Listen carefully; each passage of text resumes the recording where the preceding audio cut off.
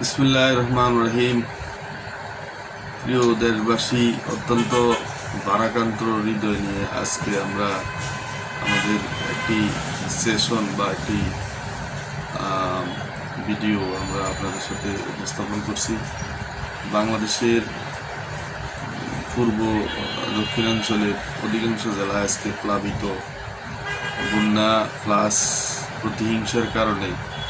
বন্যা তো আছে, এটা স্বাভাবিক বন্যা, তার উপরে আমাদের উপরে একটা ভারতীয় আগ্রাসন, সেটা তার মাধ্যমে কিংবা আমাদের যেই পরিস্থিতি, তারা একটা কৃত্রিম পরিস্থিতি তৈরি করার জন্য তারা উইদাউট নোটিশে আমাদের উপর পানি ছেড়েছে। এবং এই পানিতে হাজার হাজার মানুষ এখন বন্দি হয়ে পড়েছে। কেউ ঘরের চালে, কেউ তার এমনকি দোতলা তিনতলা বিল্ডিং পর্যন্ত আজকে তলিয়ে গেছে। শিশু বাচ্চা, অসহায় ইত্যাদি পরিস্থিতির সম্মুখীন তারা হয়ে পড়েছে। এই দৃশ্য আসলে বিশ্ববাসী বা বাংলাদেশি সবাই ইতিমধ্যে দেখেছেন। তো বাংলাদেশের মানুষের যে অভূতপূর্ব সাড়া, যে একে অপরের কাঁধে কাঁধ মিলিয়ে এই বিপদের সময়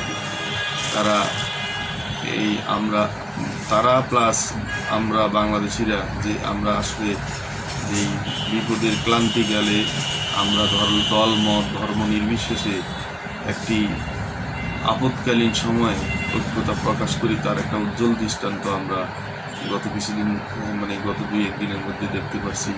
ঢাকা বিশ্ববিদ্যালয়ে হাজার হাজার স্টুডেন্ট, ছাত্র জনতা, তারা আহ্বান করার সাথে সাথে সেখানে প্রায় এক রাতেই কয়েক কোটি টাকা ত্রাণ সহযোগিতা, নগদ অর্থ সব কিছুই ওইখানে জোগাড় হয়ে গেছে।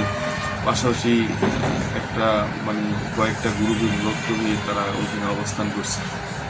এখন আমরা যেটা সবচেয়ে বিষয়ভিত্তিক দেখলাম, সেটা হইল এই মুহূর্তে খাবার, পুরনো বস্ত্র সব কিছুই জোগাড় হয়েছে, কিন্তু তাদের জন্য বিশুদ্ধ পানি, তারপরে স্যানিটেশনের ব্যবস্থা, স্যানিটারি প্যাড, খাবার, স্যালাইন, পাশাপাশি পানি বিশুদ্ধকরণ ট্যাবলেট খুবই অত্যাবশ্যকীয় হয়ে উঠেছে।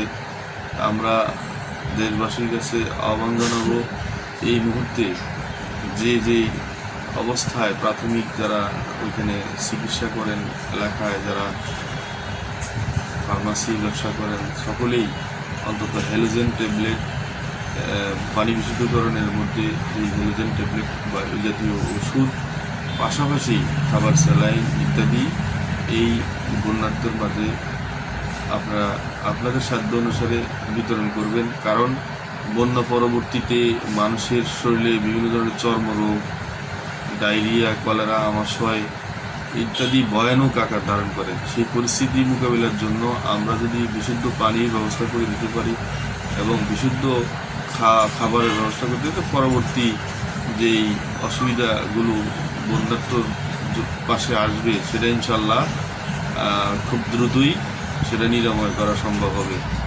তো আল্লাহ আমাদের সকলকে হেফাজত করুক। আল্লাহ এই বন্যার্থ মানুষকে আল্লাহ সহসায় মুক্তি দিক। এই বাঙালি জাতি, বাংলাদেশিদের এই বিপদ আপদ ইত্যাদি সকল আপদ বিপদ আল্লাহ পাক তার আসমানি বা জমিনি বলা যেভাবে আল্লাহ দূর করে জাতিকে, পূর্ব বাংলাদেশিকে অথবা মুসলিম জাতিকে অথবা দলমত সকলকে আল্লাহ রক্ষা করুক, এই কামনা করে আমরা আসি। আসসালামু আলাইকুম ওয়া রাহমাতুল্লাহ।